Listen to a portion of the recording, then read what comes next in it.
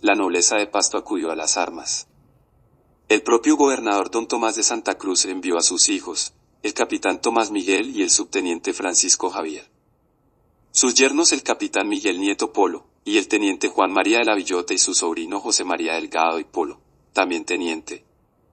Todos los Santa Cruz y familias afines a las tradiciones, creencias y posición social, a quienes se sumaron los muchos artesanos y los indios que trabajaban en la ciudad y los campos, que en total sumaron más de 1000 hombres y mujeres, acudieron a resguardar los principales pasos del Guaytará, barrera natural en la defensa de Pasto por el sur como el Juanambú por el norte. Sin embargo, las cosas se facilitaron gracias a la intervención y el manejo dado por don Tomás de Santa Cruz, y mediante la firma de un acuerdo fueron liberados Caicedo y algo más de 400 soldados que se hallaban prisioneros. Pero el mercenario Macaulay incumplió el pacto firmado con las autoridades del Cabildo de Pasto, en el que se comprometía a regresar a Popayán con sus tropas y el numeroso grupo de prisioneros que le fueron entregados como garantía y cumplimiento de palabra por parte de Pasto. En vez de lo estipulado, se desviaron para bordear la ciudad con el propósito de unirse a los quiteños y atacar por el sur, pero fueron descubiertos e interceptados en Buesaco y tras un desastroso encuentro fueron derrotados. Macaulay, que había huido en medio de la confrontación, fue localizado 2 días después y hecho prisionero junto con Caicedo, reducidos y trasladados a Pasto con los demás oficiales y soldados que, para colmo de males, llegaron infectados de peste. El destino quiso que pese a la edad y el estado de salud de don Tomás, los primos pudieran conocerse a pesar del pesimismo expresado en su correspondencia, cuando Joaquín le escribió desde la cruz. Fue un encuentro efusivo, enmarcado por el pesar y la impotencia, frente a las trágicas, dolorosas y desconcertantes circunstancias. Pero hablaron de la familia, de la salud y de otros temas generales. Don Tomás ordenó evitarle cualquier maltrato o indolencia y se le tuvo ciertas consideraciones como una mejor alimentación que a los demás prisioneros, se le permitió tomar un baño y le dieron ropa limpia para que se cambiara. Pero desde Quito el presidente Montes dio la orden de que fueran fusilados y don Tomás de Santa Cruz, en su calidad de gobernador, se opuso a la ejecución de su primo. Interpuso una solicitud para perdonarle la vida, pero la respuesta nunca llegó o no fue contestada, de manera que se vio precisado a cumplir con la orden del presidente Montes. Joaquín y Tomás se despidieron con un fuerte y silencioso abrazo, y luego de la administración de los sacramentos, el 26 de enero de 1813, Joaquín de Caicedo y Cuero, Alexander Macaulay y 7 soldados más, fueron fusilados en la plaza principal de Pasto.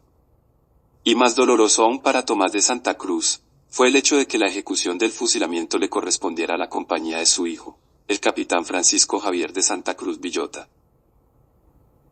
El estallido de los disparos sobresaltó a los presentes, retumbó en las calles estrechas y en los corazones de las familias Santa Cruz y Caicedo. Las campanas de las iglesias repicaron a muerto y la ciudad entera se quedó en silencio. Tomás dispuso los funerales de su primo, el adversario fusilado. Joaquín fue envuelto en una capa blanca de la Orden de la Merced, y con honores militares sepultado en la entrada del templo de Santo Domingo, en tanto las campanas de las iglesias y conventos de la ciudad doblaron a muerto. Su padre, Manuel de Caicedo y Tenorio, el alférez real de Cali, había fallecido 5 años antes, en 1808, y no alcanzó a vivir el sufrimiento por la dolorosa muerte de su hijo, ni la pena de verlo luchar en contra de los principios y convicciones de su familia y sus antepasados. Al año siguiente, en enero de 1814, el brigadier español Juan de Sámano Uribarri fue derrotado en Cajibío y acompañado por unos pocos soldados logró huir para refugiarse en Pasto, donde fue recibido con todas las consideraciones de un pueblo tan realista como él. Desde luego encontró allí la simpatía y adhesión de don Tomás de Santa Cruz, quien a más de darle alojamiento y protección le brindó su amistad y confianza.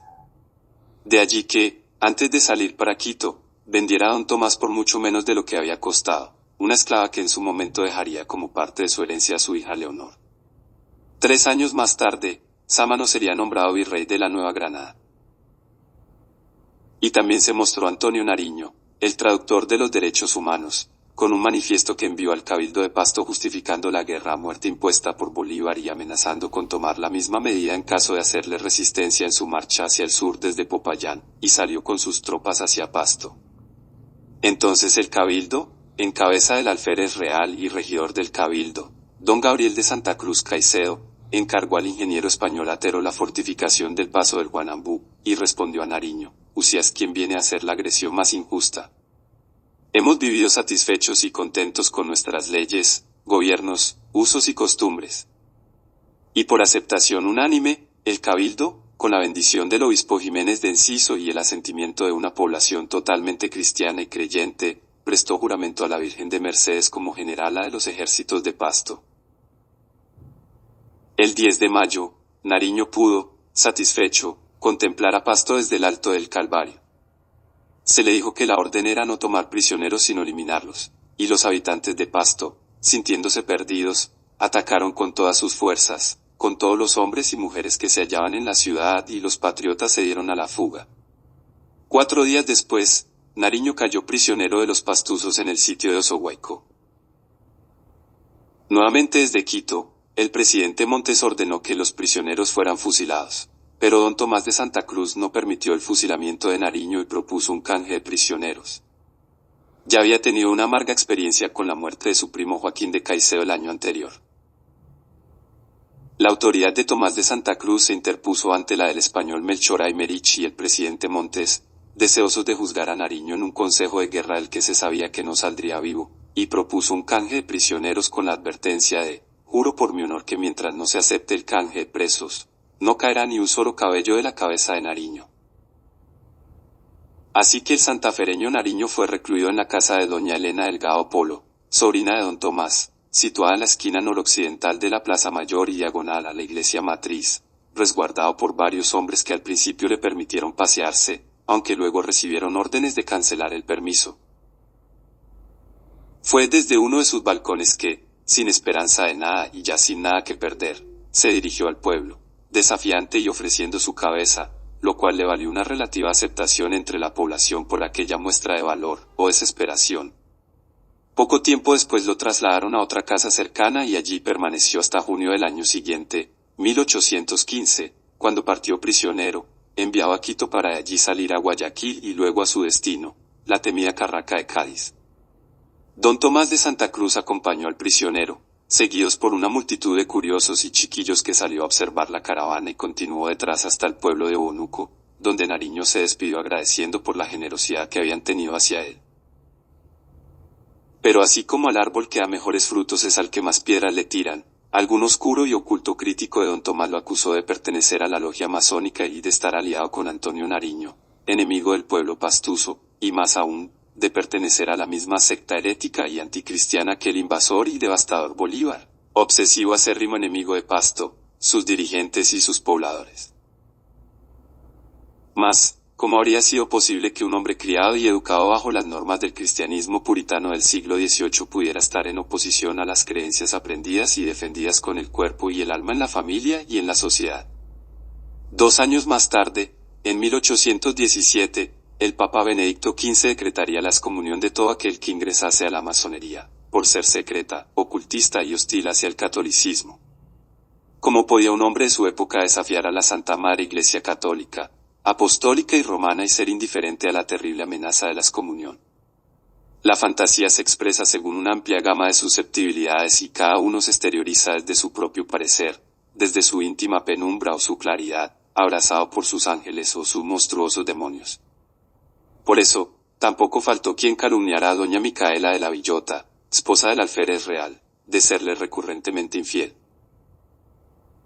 Y mucha agua corrió bajo el puente hasta que a mediados de la primera mitad del siglo XX se colocara una placa en la inmensa casona que otrora fuera la residencia principal del alférez real, en el costado norte de la plaza principal de Pasto y junto a la iglesia que en aquella época se denominara Iglesia Matriz. Si Nariño fue grande en la derrota, Pasto fue grande en la hidalguía. Don Tomás de Santa Cruz, al salvar la vida del prócer, inmortalizó las virtudes de su pueblo.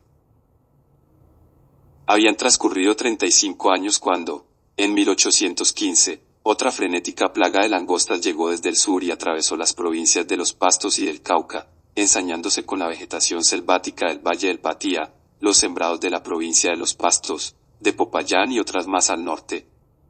Los insectos devoraron los pastizales, los arbustos y las hojas de los árboles que fueron convertidos en chamisas y perdieron sus flores y sus frutos. Engulleron los trigales y demás sembrados y el hambre volvió a cernirse sobre una comarca martirizada por los constantes ataques de los invasores. El plácido paisaje verde de valles y montañas se tornó amarillo reseco, las aves emigraron o murieron, los hermosos ganados adelgazaron hasta convertirse en un doloroso espectáculo. Y en aquel panorama de desolación continuaban llegando los conquistadores enviados por Bolívar, obsesionado con destruir y apoderarse de Pasto y sus habitantes, el peor escollo encontrado en su ambiciosa sed de poder. Y este castigo de la naturaleza habría de repetirse con igual furor en la década de 1820.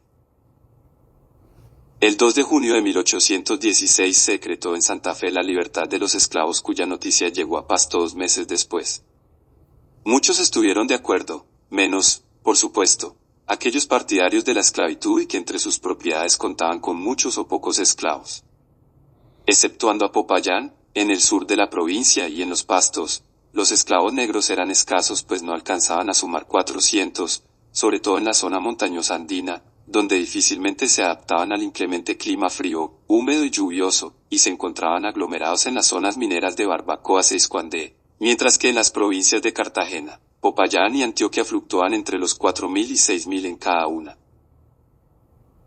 Los ricos hacendados y taínos de Pasto y la provincia se enteraron muy tarde de una ley que no provenía del rey de España, y lo mismo la ignoraron porque no tenía nada que ver con ellos, de manera que sus esclavos continuaron siéndolo al menos durante 15 años más. Don Tomás de Santa Cruz contaba con algunos que no llegaban a la decena y estaban asignados a trabajos diversos en las haciendas y servicio en las casas de sus hijos y del mismo en la ciudad, algunos de los cuales continuarían con la familia hasta la muerte del amo. Pero para la llamada liberación de los territorios de Popayán, que incluía Pasto y su provincia más Quito, Bolívar exigió la conformación de un ejército de 3.000 esclavos, que obtendrían la libertad después de servir durante 2 años. Imposible saber cuántos murieron en batallas y debido a los malos tratos por parte de sus superiores, por enfermedades y la inclemencia de los variados climas. Los ataques incesantes no daban respiro a los pobladores de Pasto. La invasión se veía cada vez más cercana y ya era inminente tanto en el tiempo como en la distancia. La Virgen de la Peña, Nuestra Señora de Chiquinquirá y Santa Librada, a quienes los españoles veneraban como señora y abogada de este reino, y las figuras de Jesús, María y José, fueron utilizadas por los llamados patriotas, para atraer al pueblo en torno a la causa del criollo Bolívar. En Pasto y Túquerres no hicieron excepción y en más de un sermón, algunos curas volubles e indecisos, adeptos a Bolívar, incitaron a sus feligreses a reaccionar contra el amo de los invasores canarios, refiriéndose obviamente al rey, del principal invasor, o sea los descendientes de españoles, especialmente los Santa Cruz por su visibilidad y poder. La hacienda de Bomboná, situada a 12 leguas de Pasto, era propiedad de don Tomás de Santa Cruz, quien para su adquisición contó con la ayuda del ilustrísimo señor obispo de Quito, el doctor don José Cuero y Caicedo, su tío, que intervino para la reducción de los réditos, con la obligación de mandar decir misas hasta que se confiriera la capellanía al fallecido su hermano don Melchor de Santa Cruz. Don Tomás compró la hacienda en subasta pública en 1811, poco antes de la invasión quiteña, por valor de 14.000 pesos con los bienes y aperos que contenía, pero recibida en pésimas condiciones, que no le fueron reconocidas, y don Tomás tuvo que invertir en substanciosas mejoras que costaron varios miles, ya que las casas eran puro casco, no había más que unos pocos cañaverales, ni fondos ni forma alguna de moler, de manera que al final su costo fue superior a los 17.000 pesos. Puso trapiche de bronce y 2 fondos, que cada uno costó más de 150 pesos sin contar la conducción desde Quito, más 2 pailas grandes, otra que tenía fondo viejo, 2 pailas pequeñas para destilar y hornos nuevos. Introdujo más de 160 cabezas de ganado vacuno, se derribó la casa antigua que se hallaba totalmente en ruinas y construyó casa principal y secundarias nuevas, de paredes de tapia y adobe, cubiertas de teja, con la satisfacción del tejero y peones que agradecieron el trabajo y, por supuesto, el salario. Y la hacienda comenzó a dar sus frutos. Prosperó el ganado de don Tomás así como las vacas que había obsequiado a sus hijos y algunas de sus nietas, aumentó el número de equinos y demás animales domésticos, los cañaduzales maduraron y se inició la producción de panela y el comercio de plátanos, yuca y otros frutos de la tierra caliente y de carne, leche y quesos. Pero fue un largo periodo de batallas, triunfos, escaramuzas y cortos respiros para descansar las almas y los cuerpos, lapsos interrumpidos en los más inesperados El 2 de febrero de 1821 una nueva victoria en la batalla de Genoa, donde el doctor Tomás de Santa Cruz, en su calidad de coronel, demostró como siempre su valor, iniciativa, capacidad estratégica y don de mando. Y las felicitaciones como los aplausos de las autoridades españolas no se hicieron esperar para el coronel Santa Cruz, el ayuntamiento del cual era cabeza don Gabriel de Santa Cruz, y la valerosa ciudad de Pasto,